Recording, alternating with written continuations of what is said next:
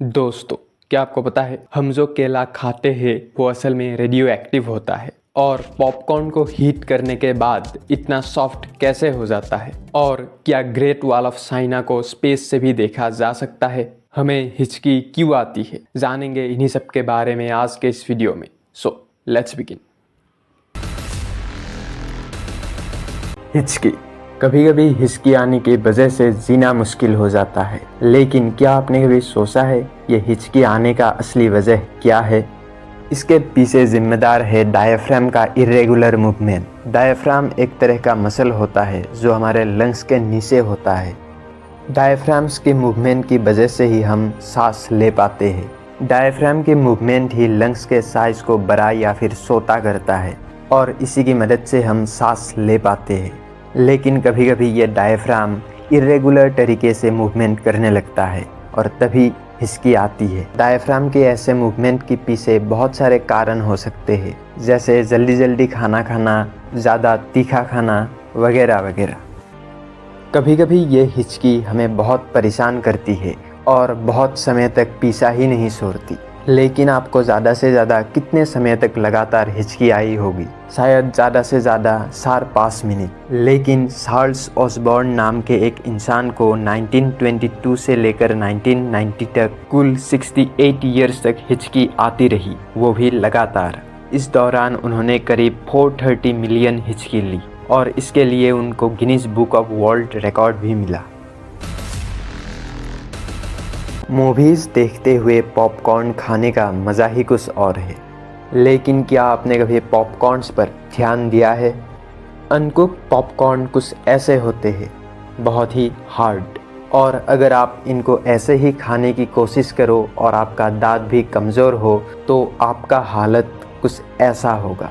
लेकिन एक बार इसे हीट करने के बाद ये पॉपकॉर्न बहुत ही सॉफ्ट हो जाता है। लेकिन ऐसा कैसे होता है? पर कैसे होता है ये जानने से पहले आपको पॉपकॉर्न के सीड का जो स्ट्रक्चर होता है उसके बारे में जानना होगा। पॉपकॉर्न का जो सीड होता है वो मेनली 3 हिस्सों में बांटा जा सकता है। ऊपर का सेल जो थोड़ा सा हार्ड होता है, उसके अंदर स्टार्च और बहुत ही कम अमाउंट में वाटर।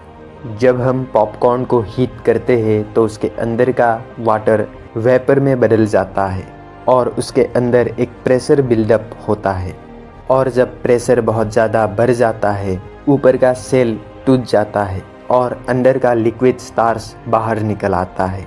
ये स्टार्च एयर के कांटेक्ट में आते ही सॉलिड बन जाता है और तैयार है आपका सॉफ्ट फ्लफी पॉपकॉर्न।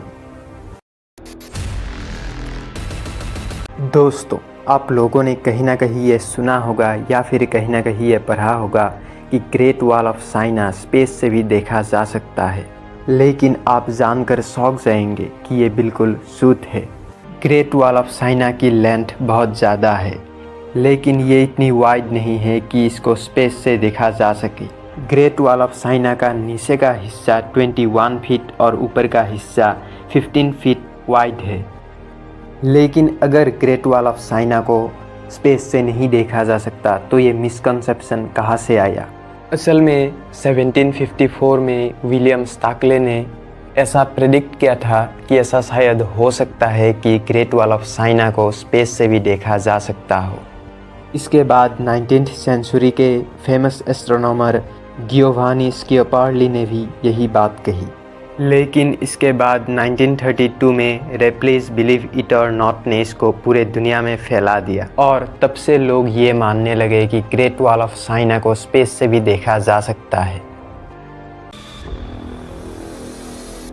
दोस्तों, क्या आपको पता है कि बनाना रेडियो एक्टिव होता है? लेकिन टेंशन लेने की बिल्कुल ज़रूरत नहीं है, क्योंकि ये बहुत ही कम रेडियो एक्टिव है और ये आपका बाल भी बांका नहीं कर सकता। लेकिन सवाल ये उठता है कि कम अमाउंट में ही सही, लेकिन बनाना रेडियो एक्टिव होता क्यों है?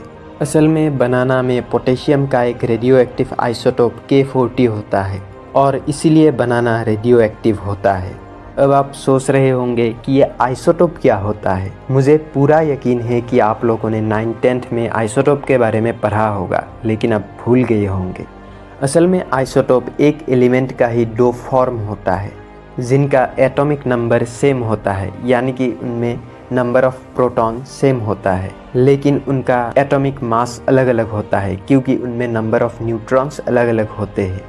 नॉर्मल पोटेशियम का मास नंबर 39 होता है, जिसमें 19 प्रोटॉन और 20 न्यूट्रॉन्स होते हैं, लेकिन K40 का मास नंबर 40 होता है, जिसमें 19 प्रोटॉन और 21 न्यूट्रॉन्स होते हैं। मास नंबर ज़्यादा होने की वजह से ये अनस्टेबल होता है और रेडियो एक्टिविटी शो करता है, और पोटेशियम के इस रेडियो एक्टिव आइसोटोप के प्रेजेंस की वजह से बनाना रेडियो एक्टिव होता है।